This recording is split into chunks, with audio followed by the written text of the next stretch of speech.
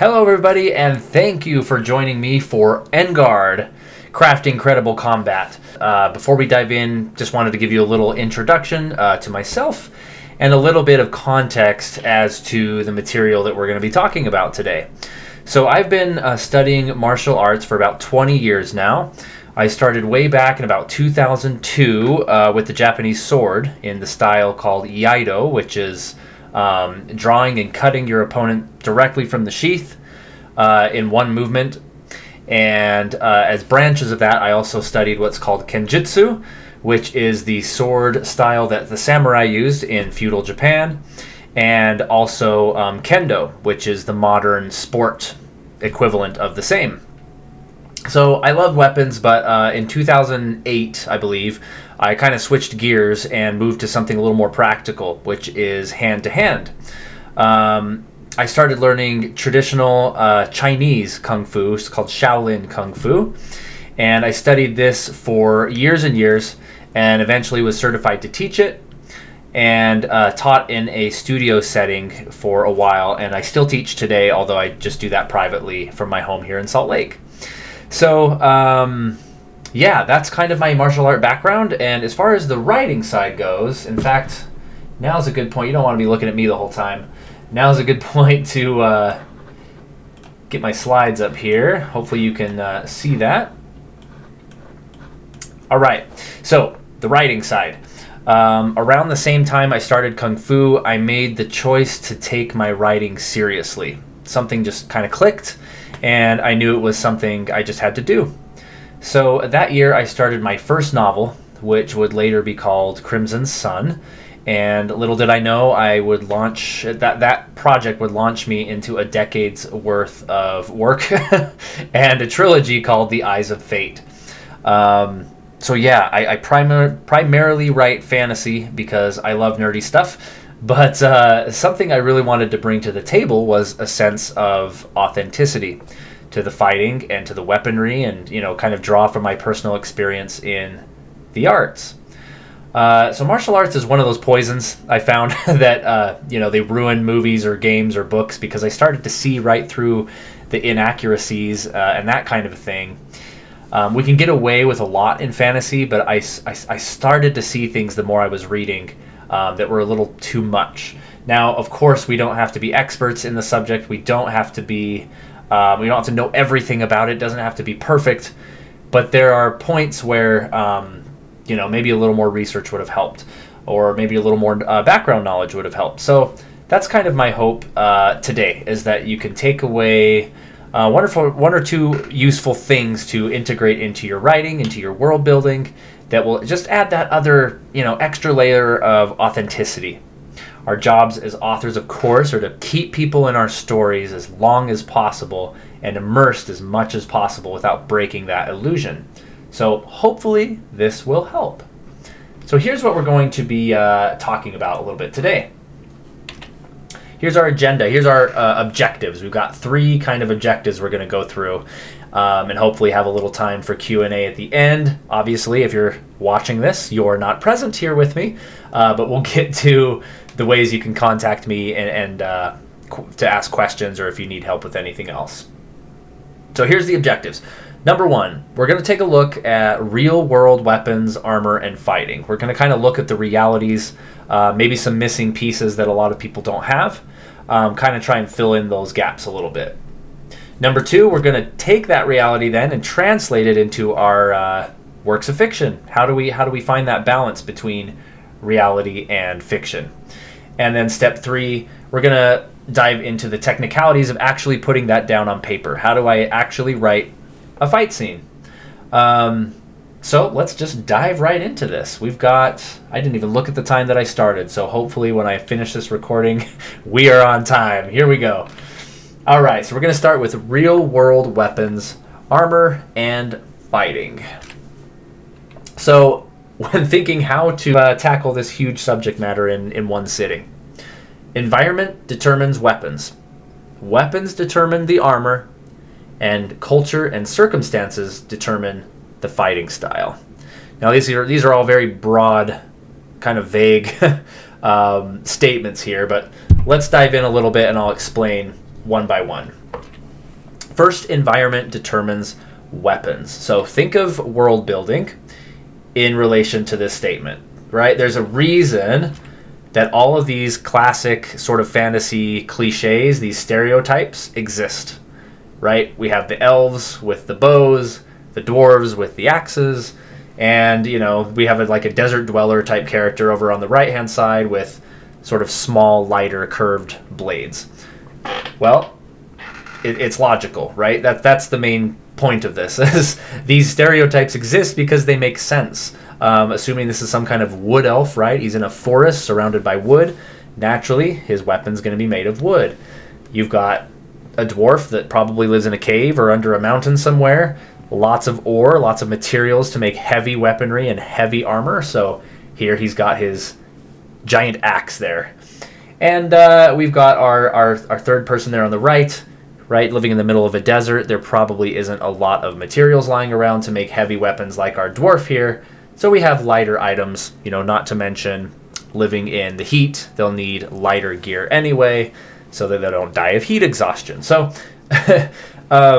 point being, right, our environment that our characters live in, and really in reality, since that's what we're talking about right now, that's how weapons are developed. The sad truth of the fallen human race that we are is we want to hurt each other. Eventually, a civilization's going to get angry, and they're going to want to kill each other. And so we got to use what's around and what's available. So, on that note, let's take a look at weapons. Specifically, that is. So I put the three main types of swords. That's inaccurate. There are many types of swords, but here are three main ones that we can kind of consider as we start to craft our stories, but especially as we look at how real swordplay works in our world and in history. So we've got these three we're going to look at: swords that pierce, swords that chop, and swords that slice. And any sword can do all three of these functions, of course, but usually they specialize in one function. And there is no best choice. All have advantages and disadvantages that are going to make them preferable one to another. So, for example, we have swords that pierce, right? These are thin swords. We have our rapier there on the left. These were used for thrusting at opponents. You can see like modern day European fencing. This is largely what it's based off of. The blades were very thin and flexible. They were very quick and light. But of course, there's some disadvantages there. They could break easily if handled improperly. And you couldn't do some of these other functions that these other two swords can do. So swords that chop. Pretty obvious on that one where its strengths lie. You've got a handle that's longer than the entire hilt of the rapier there. You've got a very broad finger guard, cross guard there. And you've even got that little piece of leather on the bottom half of the blade for extra leverage. Those were meant so your hands could grab all the way up there for extra chopping leverage.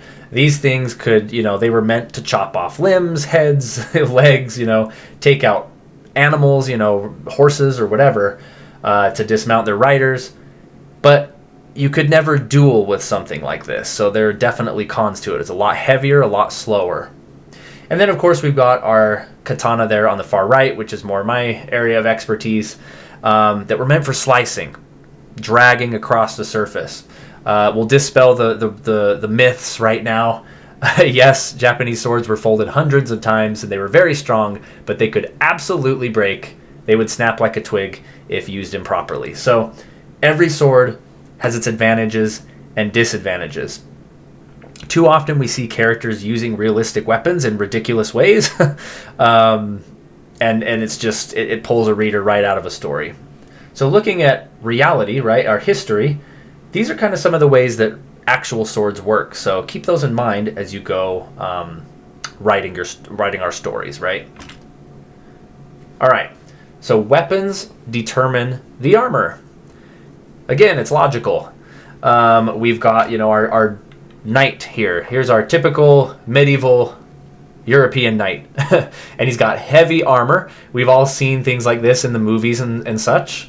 They're very heavy, very cumbersome. Often they couldn't see very well. But what did they have to protect against, right?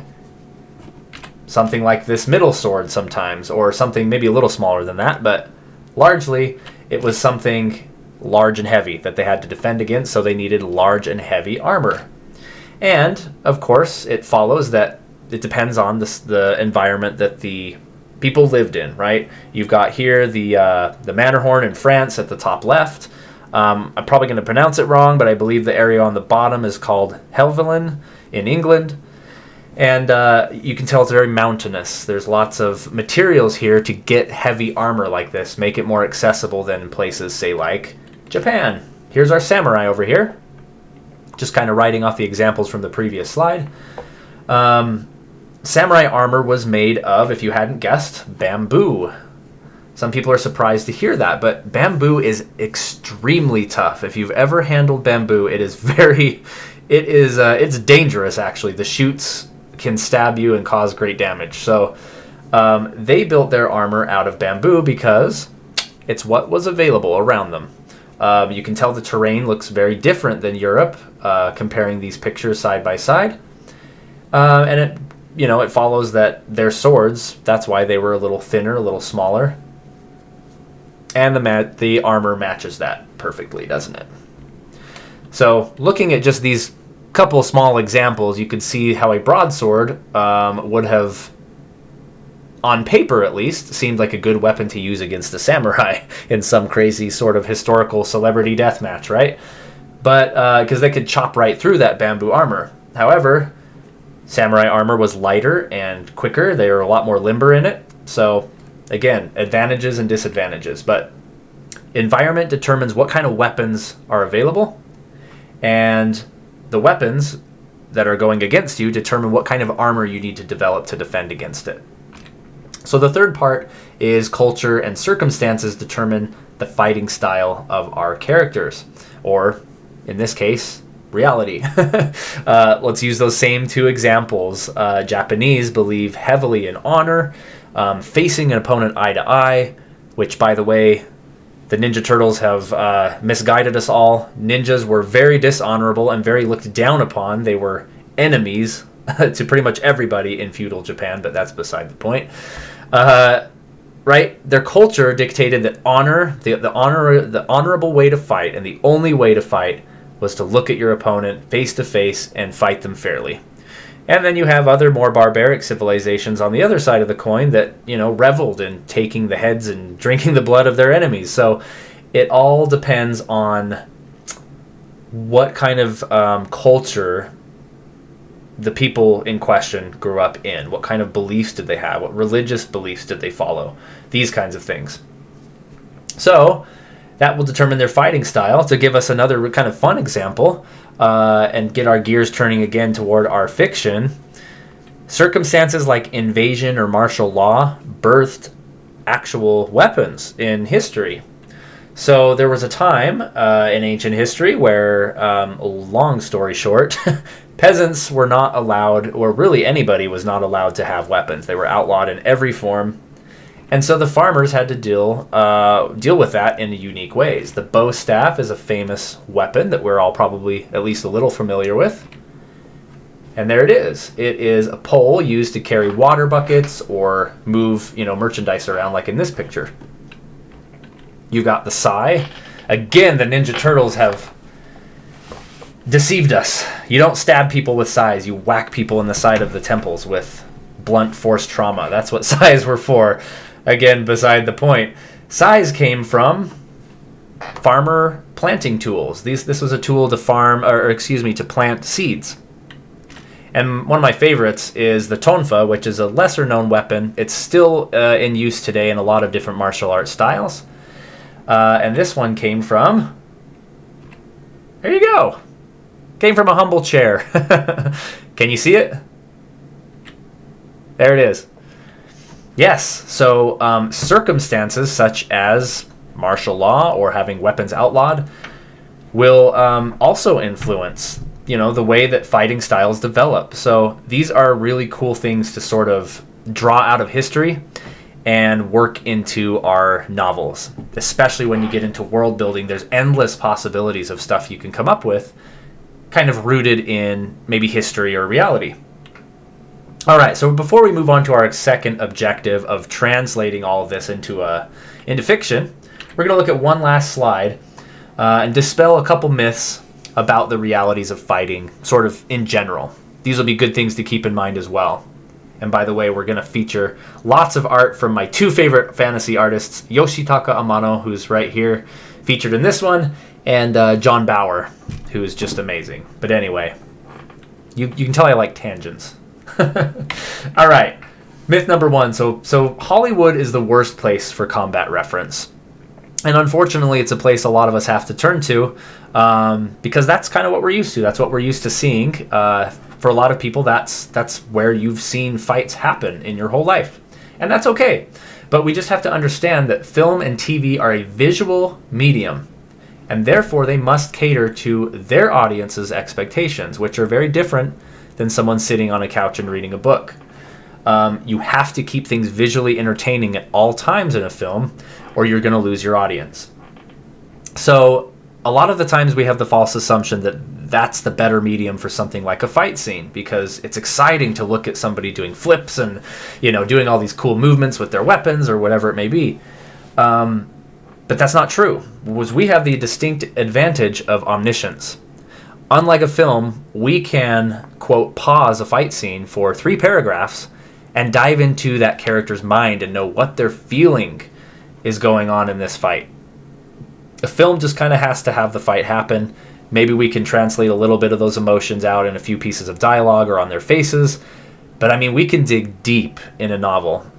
And really, that's what matters most. We're going to talk about this a little bit later. But characters are everything, and we have a higher advantage than the film industry when it comes to novels and fighting because of that omniscience. All right, fights are quick.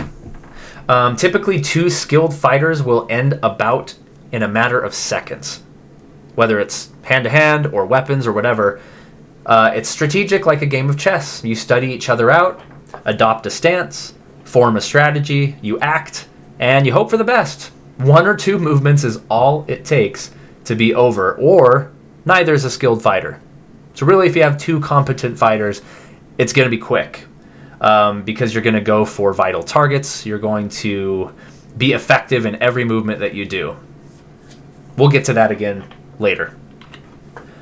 All right, fights are dangerous. This one sounds funny to point out, but no matter how skilled you are, plan on being hurt. This is the mindset of a real fight. The point is not to come out unscathed, but alive. We're trained on this kind of stuff all the time in martial arts, at least to start thinking this way. If you feel confident in your skills and some thug comes up to you with a pocket knife and wants your wallet or whatever, it's not like the movies. It's, okay, I'm probably going to die here. I feel okay about my skills. I might come out alive. That's the mindset you have to have. So just a couple realities about real life combat to kind of consider as we move into our next portion. Yes, I forgot last one. Acrobatics equal death. Efficiency equals life. I had to throw this one in last minute because, especially in the martial arts world, you'll see lots of people doing really cool looking Cirque du Soleil kind of things, right? I'm going to throw an apple into the air and spin 5 times and cut it in half on my way back down with my sword. Super looks cool, absolutely. But while you do your 6 spins in the air, I'm going to take 1 step forward and stab you. So that's the reality of it. A lot of things are showy. The more showy they are, the less practical and the less functional they are in a real fight. All right, let's move on. We're going to translate combat into our stories. So here's the crux of this presentation, where we've just talked about how grounded fighting really is, some of the kind of cold realities of it. And now I'm going to go back and say, ignore everything we just talked about. And here's why. So here's a couple pictures that I just kind of found really quick. Some of them made me laugh. We got like some really cool guy over there on the far left. He's from a game called Darksiders, right? He's got like a 12-foot sword. He's quite literally larger than life, right? You got your girl up at the top. She's probably 120 pounds, and she's carrying like a 3-ton weapon, so that made me chuckle. I don't know what that is at the top right. I just found it in Google Images and thought it was hilarious. Sorry if you're a fan of whatever this is, but that's ridiculous. And then the bottom right is even more ridiculous. I mean, how are you going to use a sword like that? And kind of there in the middle, we have Final Fantasy VIII's character with a gun blade. Yes, you heard me correctly. It's a gun blade. So, here's the kind of world we live in as fiction writers, right? Especially fantasy writers. And here's the deal. We read fantasy, or fiction in general, to escape reality. We like these things. These things, as ridiculous as they seem, in light of the discussion we just had of the realities of combat, these are really cool. We like to read stuff like this because it's entertaining and we get out of reality. So, there's a fine balance here that we need to talk about. And that is, when we look at pictures like this, or characters like some of the ones we're looking at here, why do they work? Why are these franchises popular?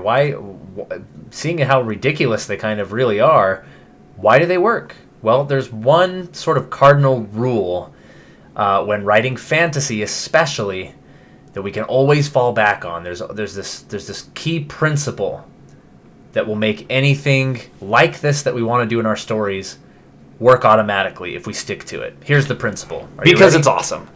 And we can't shortchange that, right? That's very important. We read fiction because it's entertaining, and we have to make it awesome, and that's okay. But I propose to you this. Here's how we find that balance. The reality versus fantasy spectrum. I did not trademark this. It just felt appropriate to put at the end of a title like that. Here's what it looks like. All right. I just kind of threw this together real quick. It's based on a lot of research and science, I promise. So on the far left, you have crude, cold reality, like Braveheart, right? Mr. William Wallace holding the sword we were looking at earlier. You've got fiction like The Lord of the Rings over there on the far left, where when it comes to, fighting with melee weapons, it's pretty realistic. It's pretty down to earth. It's pretty dangerous for the characters. And then on the far right, you've got the flashy and impossible. You've got Harry Potter. Of course, magic in general kind of falls under that category. You've got Darth Maul there with his double-edged lightsaber. Right? We're fighting with laser swords. We're doing Jedi backflips and all kinds of cool stuff. And I threw Brandon Sanderson's Stormlight Archive over there. If you haven't read it, why? It's amazing. But I threw that over there because in that story, they literally have a character like the previous slide we looked at. I mean, they're characters in the story that use armor and swords that are bigger than them. It's ridiculous, but it works. And here's why.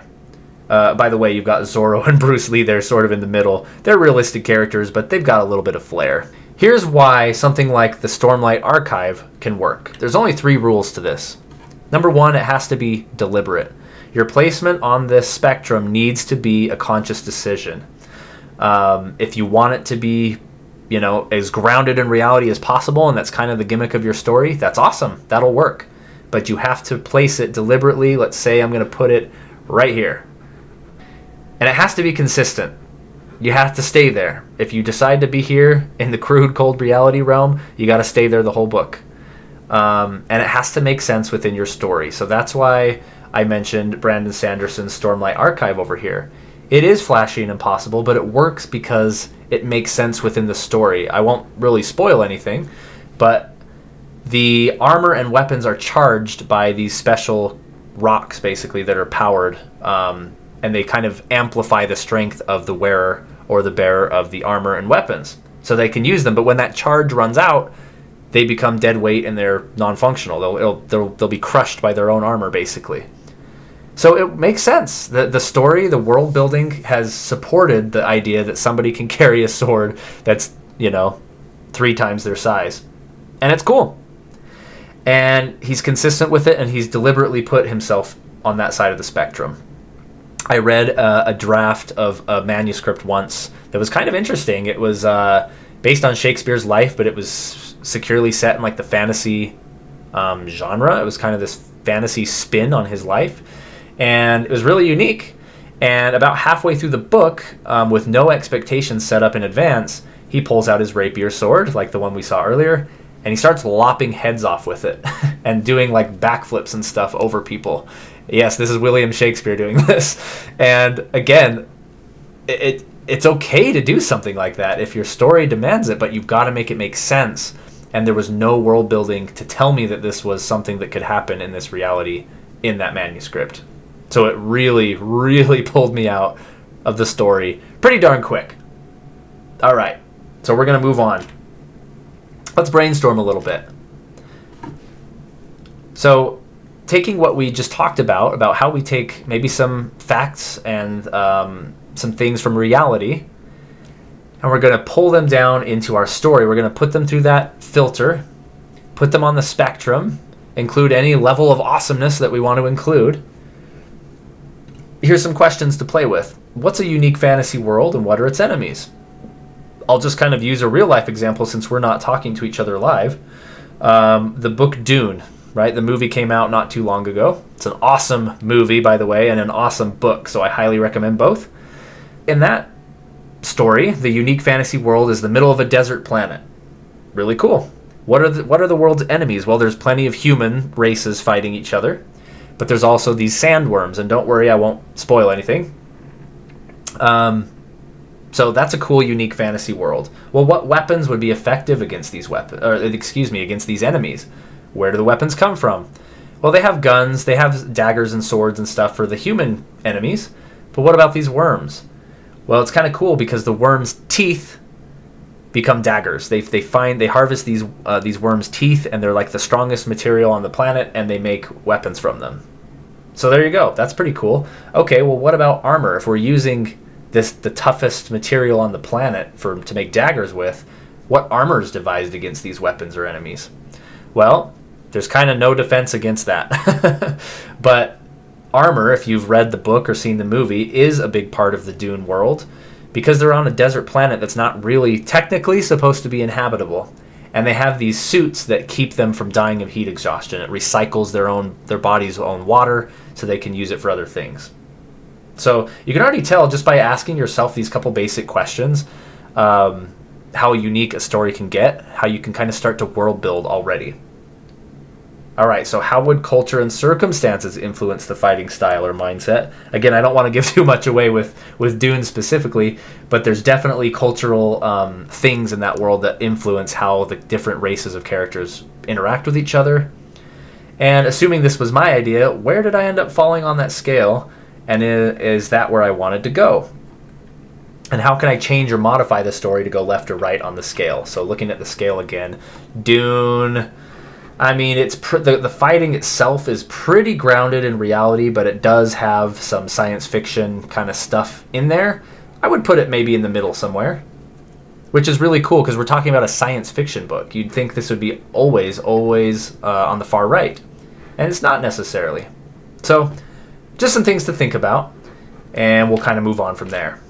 These are some good questions to kind of ask yourself as you world build. Okay.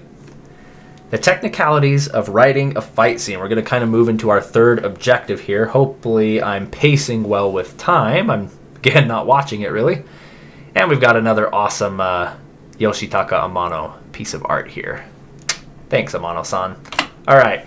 So we're going to start by talking about the play-by-play.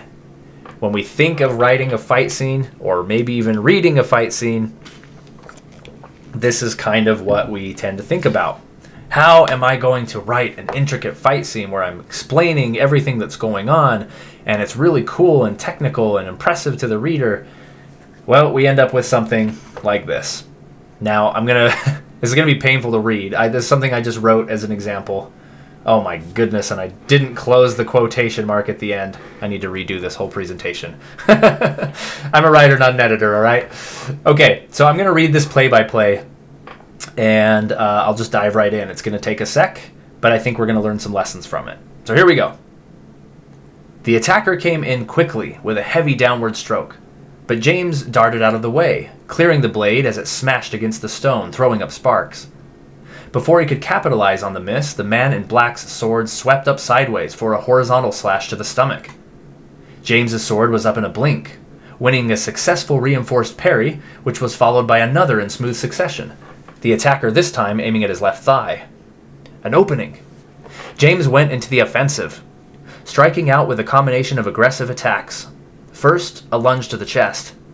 When that failed, as his opponent shuffled backward, James attempted a feint, triggering a split second of the black-robed man moving his blade up for a horizontal block, then moved in for a lunge to his stomach.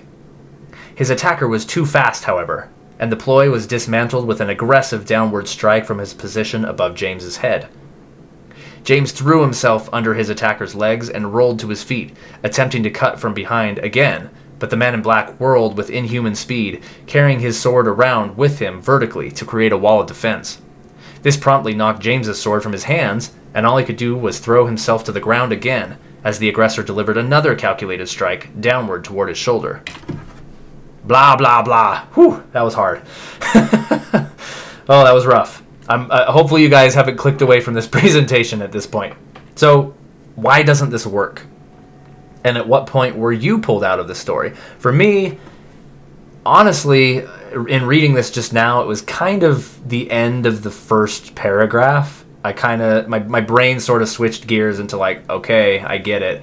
And then we had 2 more whole paragraphs of kind of the same thing. Now the interesting thing is, when I wrote this, I tried to make sure that every movement I was describing I could picture in my head, right? I was in that film mode, that cinematic, I'm at the movies mode, and I was trying to put to words exactly what I was seeing in my head if I were to choreograph this fight. And every movement described here is a real legitimate movement that would make logical sense in a fight like this. But it just doesn't work. There's too much. It's choppy, it's hard to follow, it's hard to read. That's the play-by-play. Here's actual footage of me when I was writing this play-by-play. Here's an actual screenshot of what it looked like. This is what we want to avoid. They should be few and far between. They should be short and clear. And if it draws the reader's attention, it should mean something. So there's nothing wrong with describing a movement or two like this.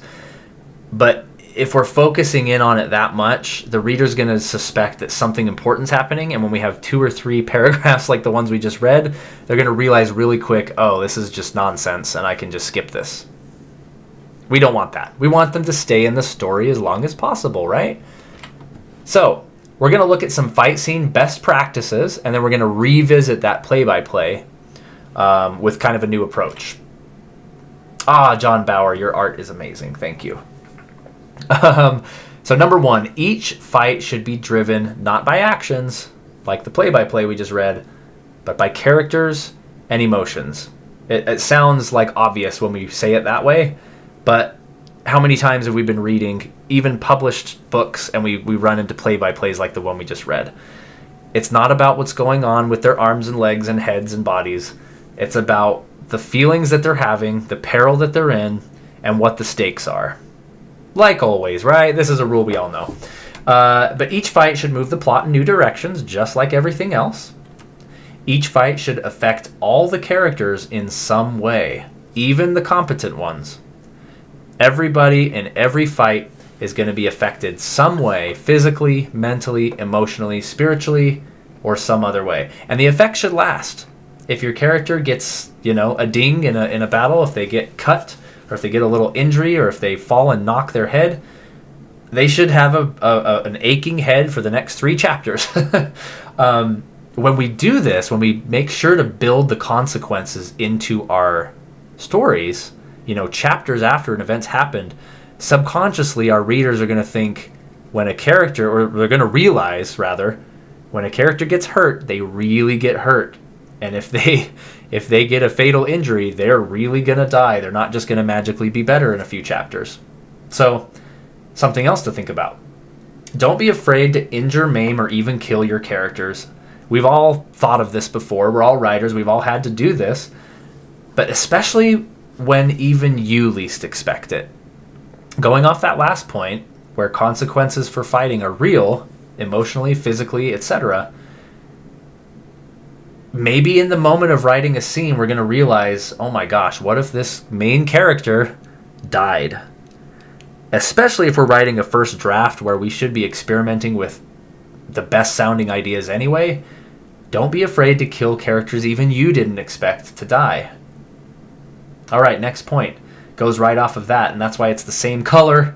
I know you OCD people noticed that it wasn't exactly black and white with every other point. But it's kind of the same point. Don't create dummy characters. We've all been watching the horror movie where that character comes on the scene and they say one line of dialogue and we're like, yep, they're dead, and I give them 10 minutes, and we're usually right. We can spot dummy characters a mile away in movies. We can spot them a mile away in books as well. So don't create characters just to die. And if you do need a character deliberately put in your plot because you know they have to die, make them a real character that we care about. Alright, sentences and paragraphs should match the intensity of the scene. This isn't a steadfast rule. Again, this is just a best practice that I've found that works really well. If you read my first book, Crimson Sun, that I mentioned earlier, there's a war at the end, and it's bouncing between, let's see, 1, 2, 3 different characters' perspectives. They're all at different locations in the battle.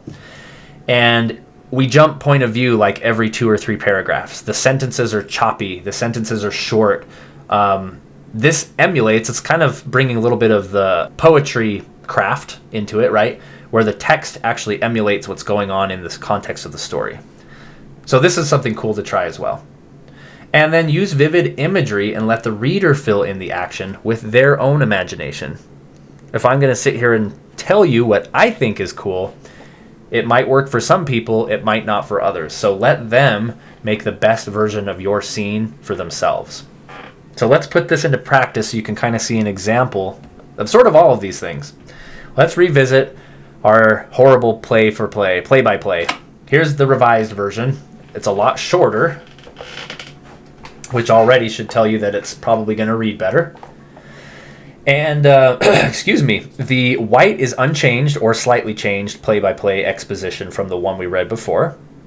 The yellow is emotion-based revisions. So anything in yellow is sort of emotion-based and character-driven.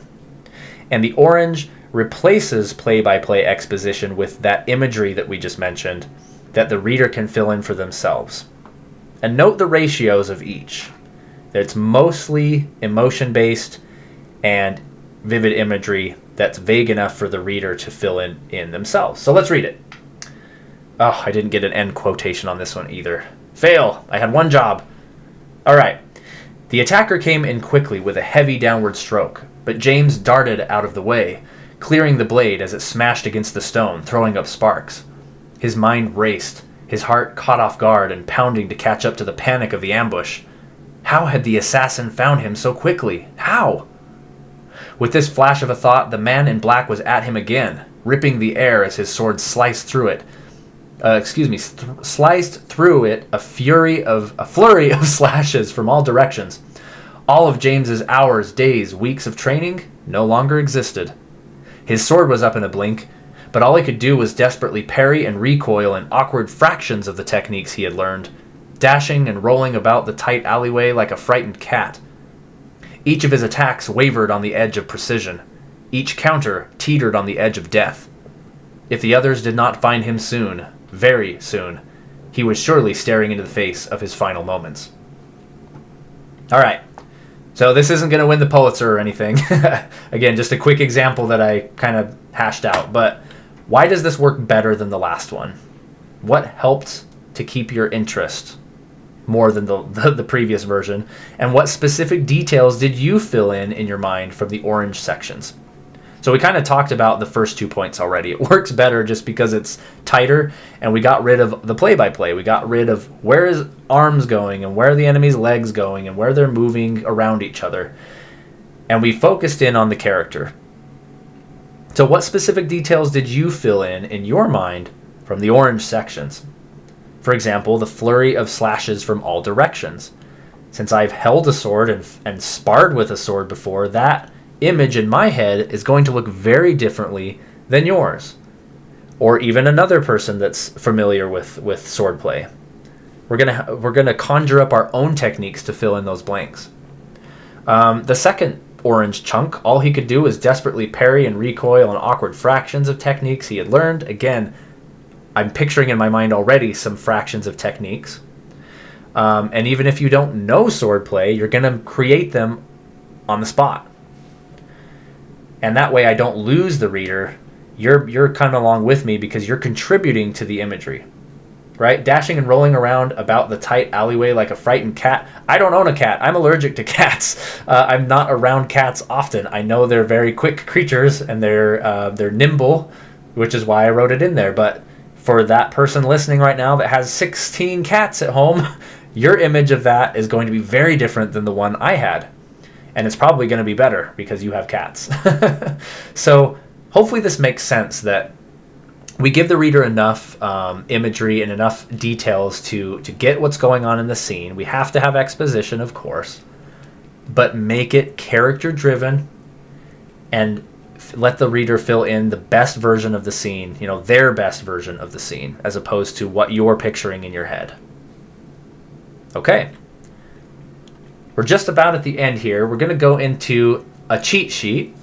Credible components, cheat sheet. This is something that you can just have handy, maybe mental note some of these points. These are things that you can immediately inject into your writing to make a reader that might be familiar with fighting or swordplay or whatever think, okay, this person knows what they're talking about. This person's clearly done their homework or whatever. Not that we need to sound smart all the time, right? But this is going to add authenticity, a layer of authenticity right away to any fight scene. So we're gonna drive this cheat sheet with comparing a competent character with an incompetent character, and you can play off of both of these ends depending on what your story demands. So the first one is being tactical. Tactical open stances that maximize balance. That's what a competent fighter would do. Stance is to fighting as breathing is to living. It's what makes it work. If you don't have a stance, you're going to fail. It's like dancing, right? Dancing is all about stances, footwork, that kind of thing. Same with fighting. Versus an incompetent character who uses closed, high center of gravity stances. Okay? So if you hand a sword to somebody that's never held one and say, hey, let's spar, you're going to see them holding the sword close to their chest. You're going to see them standing almost normally, maybe arching their shoulders a little bit. These are not good functional stances, and they cater to high centers of gravity that are going to knock them off balance really quick. Okay, the next one, footwork. I mentioned this a second ago, but it's absolutely imperative to any kind of fighting style is your footwork.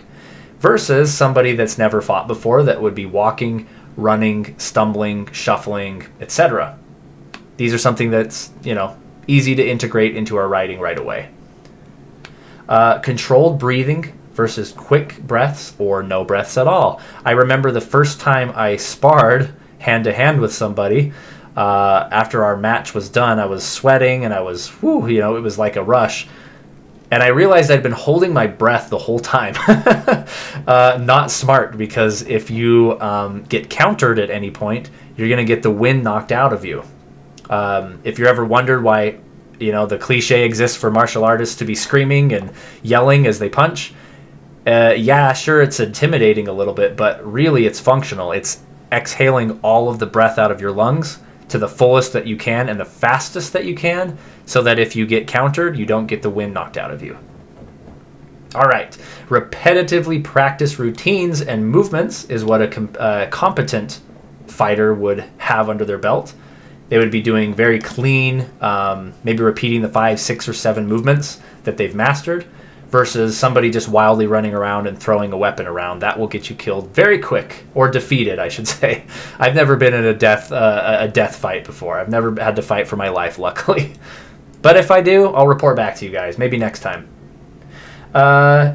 Aiming at lethal targets. This is a good one.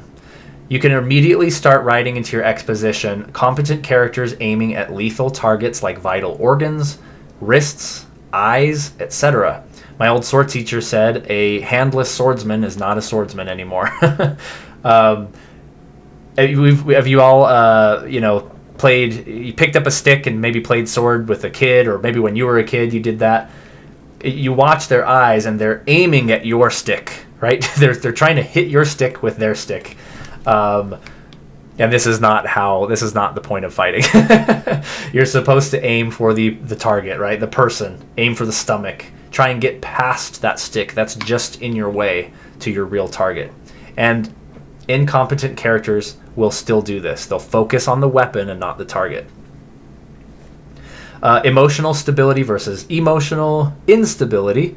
Kind of self-explanatory. Somebody that has never fought or fought less is going to be more easily influenced emotionally. They're going to be traumatized more easily. This is something as well that can be very powerful in a work of fiction. Having a character kill for the first time or be in a battle for the first time. This is something that would affect them for maybe the entire book, depending on how your story is constructed. So, something to think about. And then lastly, reacting properly to scoring or taking a hit versus exposing oneself from the same. This is something else that I learned very quickly in real life sparring, is that there's a moment where if you connect with your opponent, right, you pull off that punch or you pull off that strike with your sword, and your mind thinks, yes, I got him. I got a point, or I won, or whatever. And there's a split second where your mind will relax and retaliate. It'll kind of retreat, and you'll kind of lower your guard. That's the exact moment that you want to look for when sparring, when someone lets down their guard.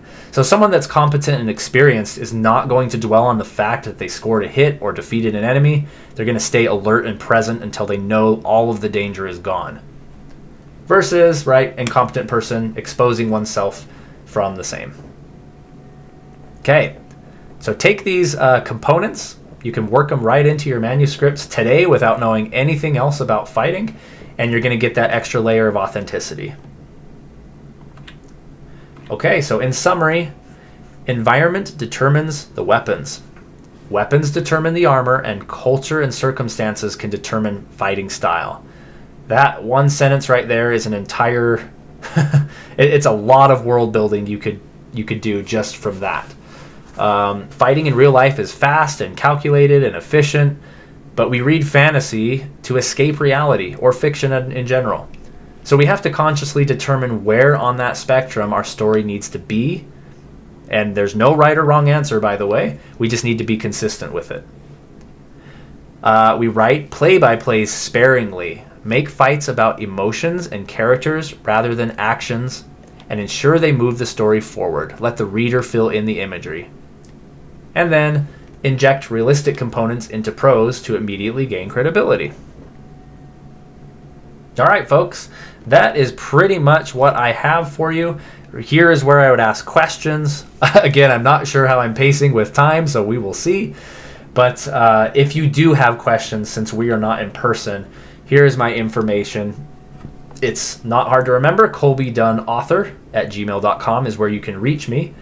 I am available all the time. I'll try and get back to any emails as quick as I possibly can. If you want to have any questions answered, or if you want more insight onto anything, or if you just want to chat. Networking is everything in this industry. I'm sure we all understand that. So feel free to hit me up about anything at any time, and I'll be happy to answer.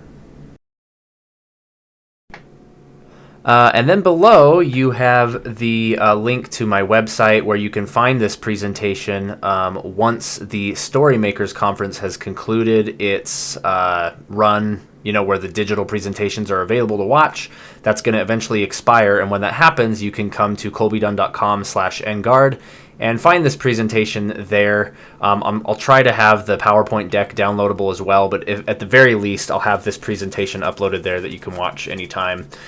Feel free to share it, take the link, share it around. I don't mind at all. However you want to use it, totally fine with me. Something to bear in mind, though, is that this won't be navigatable. Is that a word? You won't be able to navigate to this through just going to colbydunn.com. It's going to be a page that's unlisted, so you do have to actually type the URL colbydunn.com/engard to find it. So that is it, my friends. As I mentioned before, hit me up anytime. I hope this was useful. And hopefully I'll see you in person next time. And we'll catch you then. All right. Bye-bye.